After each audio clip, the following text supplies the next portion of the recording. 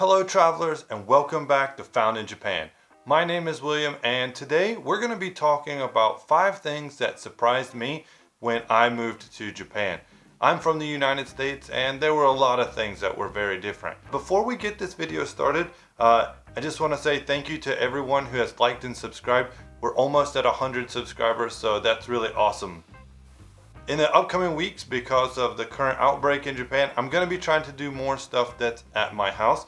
For instance, this is a normal yakisoba and this is a giga yakisoba. And I'm thinking about making a video where I eat this, so be looking out for that later.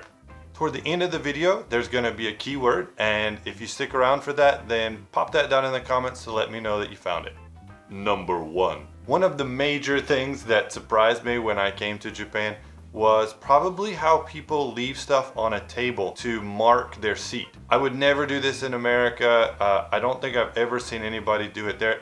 Maybe you do it somewhere else in the world, and if you do, let me know. But I have my iPhone here, and if we're at some place, say like McDonald's, you just have somebody walk in and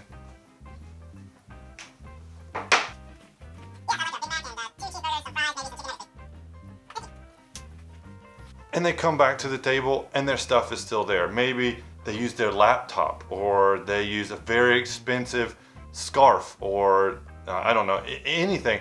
But we would never do that. I've actually seen some restaurants that say, please mark this before you order. So you should make sure you have a seat before you get your food. And that's really surprising to me. I still don't like it. I still would prefer people get their food or make their order and then sit down. But I guess that's just the way it's done here, so you gotta go with the flow. Number 2. The second thing that was really interesting to me and kind of hard to get used to was hanging my laundry outside. I know it's a first world problem and I'm from the United States, but my parents' house and my grandparents' house and every house I've ever lived in the United States had a gas-powered heated dryer. And usually the dry cycle is about the same as a wash cycle. But that's not the case here. Since it's an electric heated dryer, it can take forever to dry, and almost everybody dries their clothes outside. I never did that before I came to Japan. I really like it. I definitely understand that it's way more eco-friendly because we're not wasting the gas or the electricity. But in Japan, the weather can be crazy. It can suddenly rain, it can be crazy windy, and if that happens, you need to dry stuff inside. Now there are coin laundries and they're very convenient and very nice, but then you're adding on some extra money. The coin laundry has been really helpful to us as we have little kids and we need to get stuff washed and then dried in quick turnaround. But for the most part, you dry your stuff outside. Number 3. The third thing that really surprised me was Japanese vending machines. So everywhere online they talk about Japanese vending machines. They're called Jido Hanbaiki, which means auto selling machine. They're really cool, they're really convenient, they're everywhere. What surprised me is that there are still 2 types of vending machine that I don't think I've ever seen in the United States. One would be a vending machine for cigarettes, and 2 is a vending machine for alcohol. Really interestingly, the vending machines for cigarettes need an ID card. Now, you could get anybody's ID card that you just push it on the outside of the machine and it will sell to you, but the alcohol ones require no identification. So they're definitely trying to limit people. Now, alcohol is way more accessible here and a lot more people smoke here than I thought when I originally came here. But it still surprises me to this day that you can be walking down the street and then there's just a beer vending machine, or you're in a hotel and there's just a beer vending machine and there's no cameras or ID requirement, but the cigarettes need one. I don't know.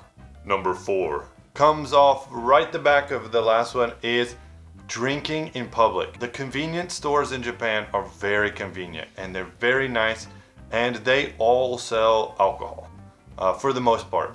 And grocery stores sell alcohol and everywhere there's a vending machine that sells alcohol. There's no time restriction. So where I'm from in the United States, we have restrictions on who can sell what types of alcohol and at what times of the day they can sell. So you'll see people pre-game before they go out to dinner, where they have a drink before the event, and then they'll have lots of drinks, and then on their way home they'll get another drink, or maybe they just finished work, and you'll see businessmen just pop one open before they hop on the train. You'll see ladies in the park maybe sitting down having just a talk, but drinking in public.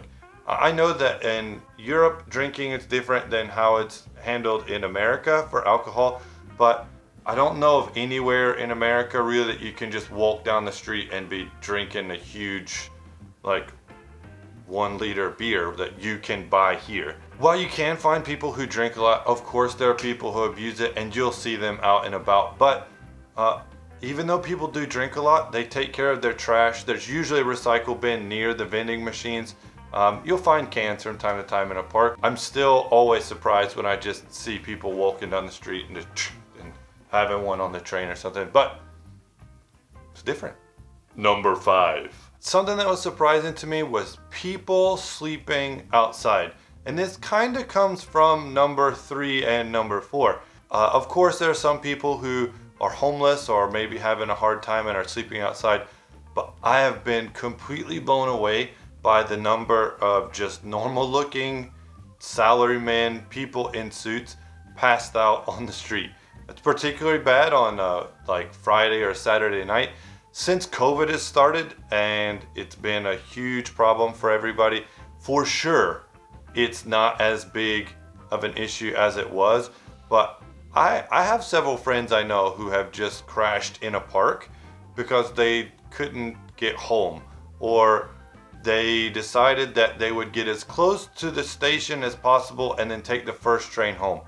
If you are in a major city, for sure, once the COVID is over and you're walking around, you will see some guy just asleep, hunched over like that on the sidewalk, or some guy's half asleep on a bench at a train station and his tie is hanging over his face. It was really surprising to me to see the number of people who can just sleep outside on the street and they're safe, which is a great thing about this country because most of the time nothing bad happens. I'm sure some things do, but for the most part it seems pretty safe.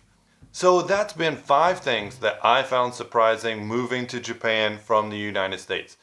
If you know of something that surprised you, or there's a question you have, please leave it in the comments below and I'll try to talk about it in the next video. Today's keyword is sui, or mizu, which means water. And this character, anytime you see it, it is related to fluids or water.